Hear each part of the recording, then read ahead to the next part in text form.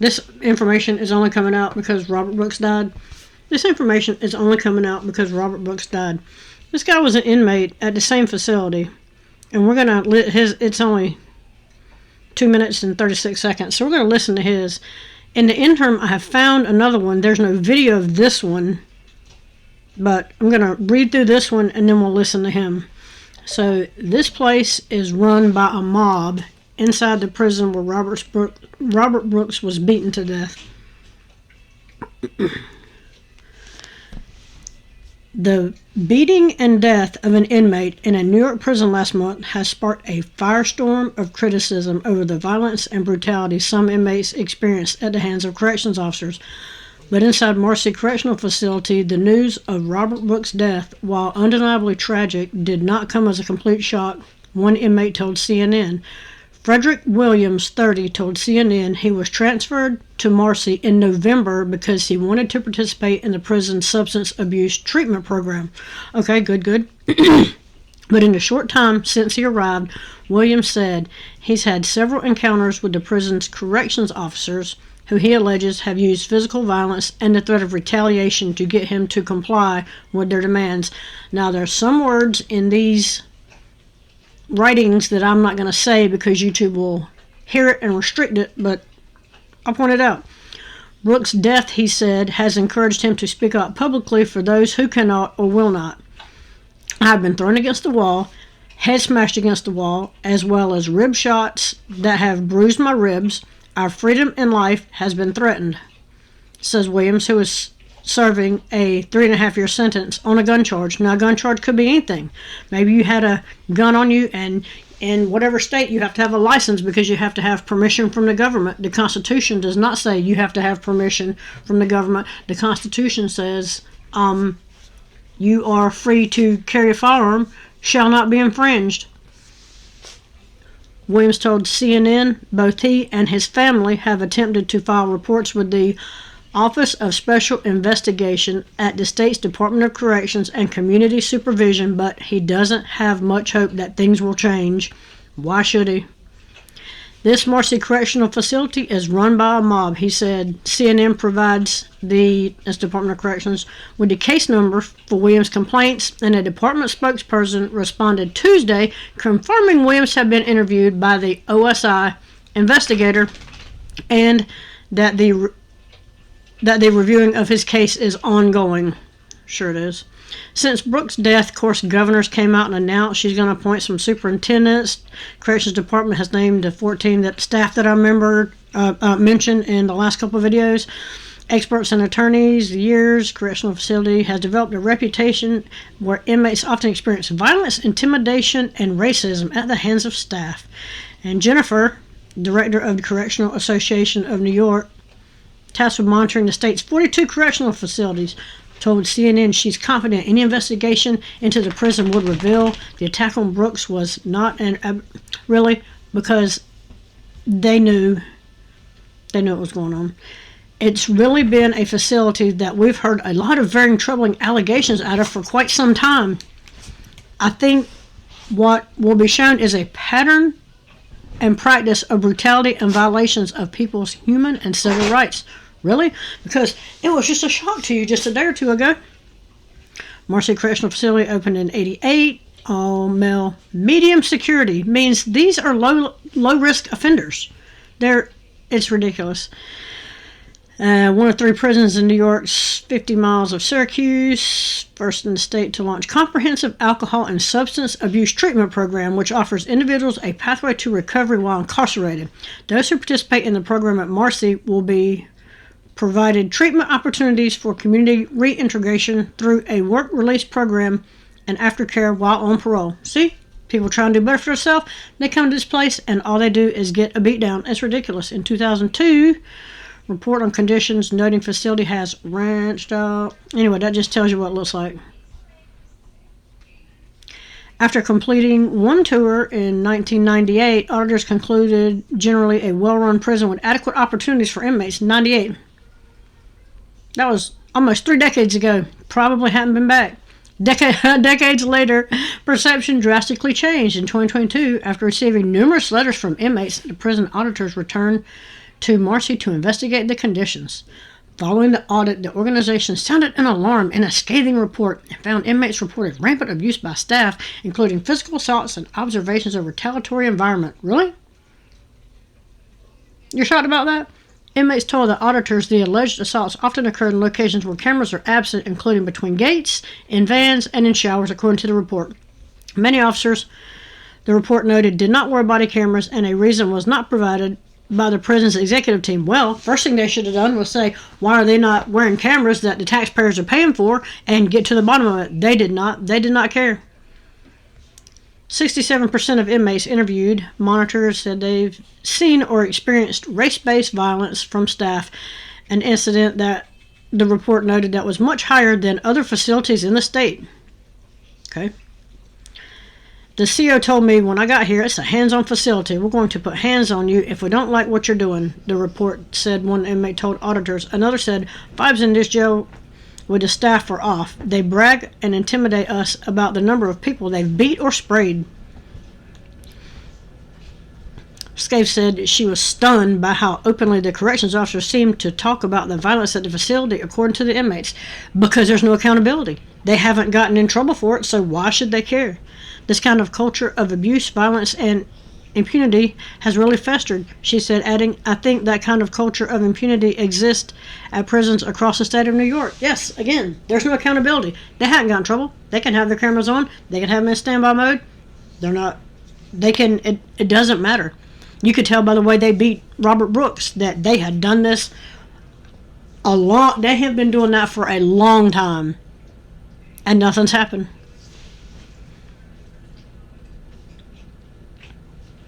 Recommend officers of special investigations in the state inspector general investigate the widespread claims of abuse at Marcy and make the findings and measures taken to address them public. Following Brooks' death, CNN told Department of Corrections supervisors responded to 2022 reports of the allegations. In a statement, the department said it opened 4 investigations into the physical assault allegations described in the report. 2022. We're in 2025. 3 of the cases were unsubstantiated following a thorough investigation, according to the statement, and the 4th was referred outside of the facility. Meaning it was the inmate's word against the CO's word, so they took government's word every time.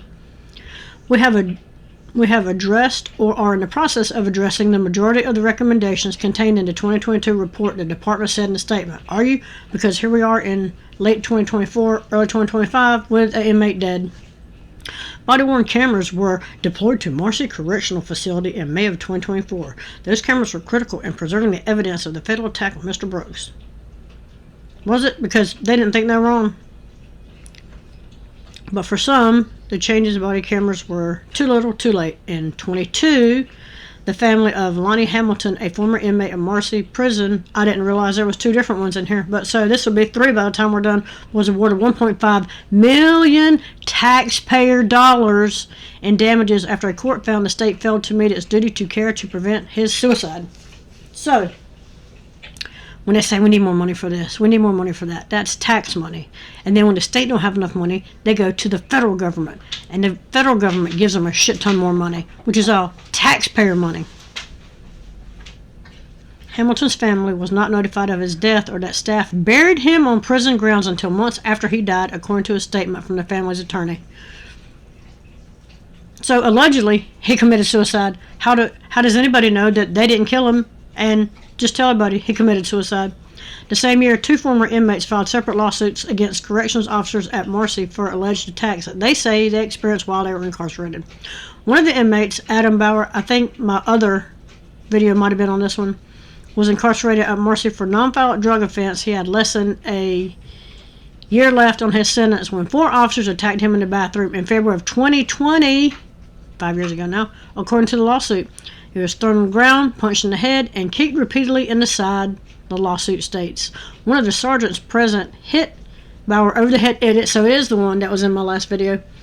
The clipboard so hard that the metal clasp on the clipboard left a V-shaped gash in his forehead, the lawsuit states. Bauer's attorney, Catherine Rosenfeld, told CNN he was later taken to the same infirmary where Brooks was beaten to death. He had never experienced anything like this in his life. He was just savagely and randomly beaten, she said. He was alone in a bathroom with a bunch of correction officers kicking and punching him on the ground, and he thought he was going to be killed. So, now, yep, same one. My question is, what did higher-ups, people, what did medical thing happen? Remember when the medical ones with the Robert Brooks that I did 2 or 3 days ago? Peeked in and popped around and seen what was going on? And that probably the same one's in with this one.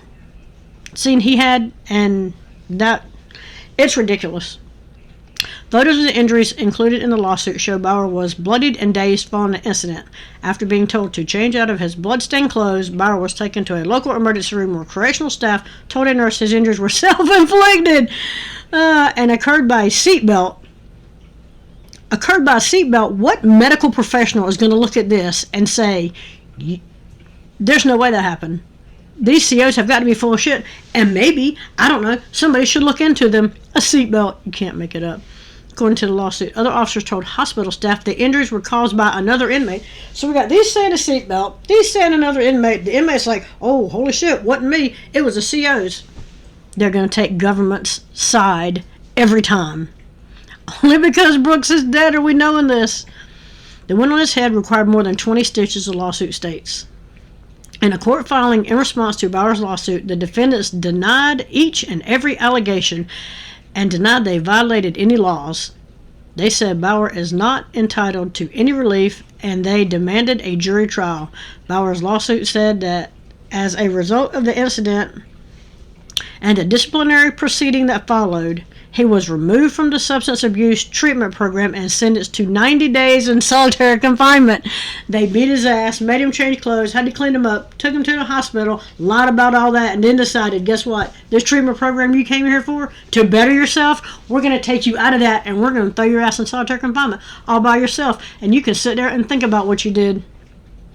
Months later, Rosenfeld said, Prisoner Legal Services appealed that decision, and the Department of Corrections and Community Supervision informed Bauer the ruling had been reversed. He was released from keep lock, but continued to serve out the rest of his sentence.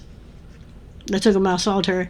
Rosenfeld said a family member visited Bauer at Marcy, noticed his injuries, and began seeking legal help from her firm, who specialize in providing legal counsel for inmates in New York jails and prisons. Bauer's case is currently awaiting a trial date. Now, this was 2020. That's government for you. Though years have passed, Rosenfeld said the attack still has a profound effect on her client. I think he feels lucky to be alive, and I think he hopes that, this is going to make some contribution towards stopping this type of violence going on in the future. Oh, good luck with that. In the wake of Brooks' death, the governor vowed to expedite changes to the state's entire correctional institution, including purchasing and enforcing the use of body cameras and adding staff to the Office of Special Investigations. So the answer to shitty, corrupt government is more government. So now they're gonna have to raise your taxes so they can afford more shit, because they need you pesky citizens to pick up another job or two or another shift or two because they need more money. The state has also earned more funding to continue its oversight functions, but Scaife said lasting change won't come from increasing funding and adding cameras alone. In order to prevent the kind of violence and contempt for human life that made this incident possible, there really has to be a concerted long-term commitment to changing the culture of corrections so it focuses on people's humanity, she said, adding, this also includes recognizing that corrections staff work in difficult circumstances. They do. They work in... Some of those places are just complete shitholes. But usually, you can always make a good situation out of a bad situation. Hey, they chose that job. You can feel free to go flip burgers. You can feel free to go deliver some pizzas, go do some DoorDash, some Uber Eats. You can do anything. But no, they stay in there. That way they can say, oh, my job's so hard. I was so sad. I had a little bit of depression. And so I just beat the shit out of something. No. You got to completely shut that down and start all over. They need opportunities to observe the humanity of incarcerated people and have their own humanity recognized. It's not a quick fix solution. Until then, Williams says, he hopes other inmates will continue to speak out for Brooks and others who are afraid to raise their voices. One day you speak and may save other lives before it's too late, he said. We need to set an example for those who abuse their power and authority. We do. They should be in prison. Yes, give them their day in court. We saw the video. Prison. And then they'll probably ask for a bench trial. That way only a judge gets to make a decision, and he's one of the corrections officer's brothers, cousins, nephews, uncles, in-law, and before you know it, they get 90 days probation and they're on to the next jail, prison, to work. Anyway, that's that one. So I didn't realize this was going to go that long, but now we're going to listen to this one. In 2016, now we're up to 2016, this is 2020, 2022, this is 2016, dozens of New York prison guards and their supervisors brutally attacked a dorm full of unsuspecting inmates, punching, kicking, and prisoners and destroying their personal items as misguided revenge for a suspected attack on a correctional officer that never happened. A judge ruled this month Corr Bryant is one of the claimants in a lawsuit against the guards. That's where we're at with this one. And some of the words I said I won't want to say, I'll point them out and you can, but YouTube don't like that. Back in July 6, 2016, a busload of COs came into the correctional facility, Mid-State Correctional Facility, into the dorm 4H and assaulted numerous inmates in a horrible, brutal fashion. It's really one of those events that you don't want to remember, but how could you forget it?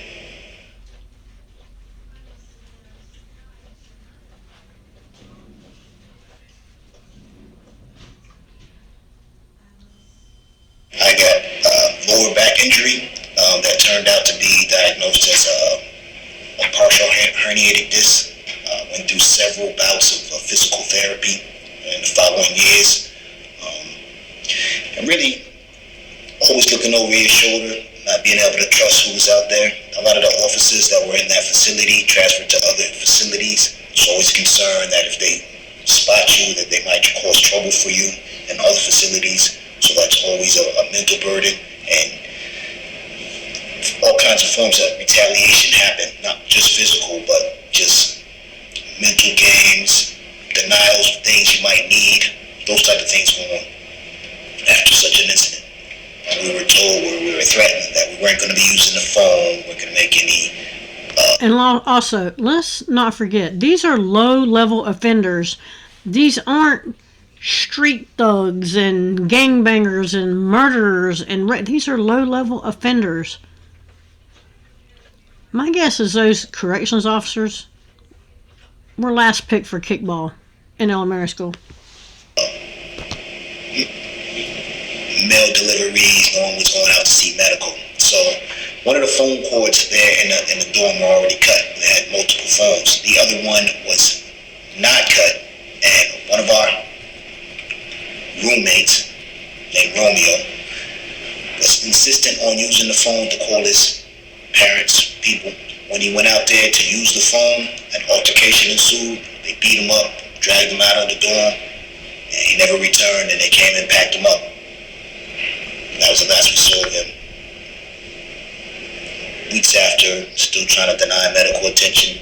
Some people were able to get down to there down to medical because he passed out on the walkway for not having their medication, and then they took him to the infirmary to get their medications that they were needing. So that was one way, but the situation was tense until we got the letter from Sylvan & Miller, which was a cease and desist letter, and then things loosened up a bit, and then people began to be moved to other dorms, off the 4H dorm to other dorms around the facility.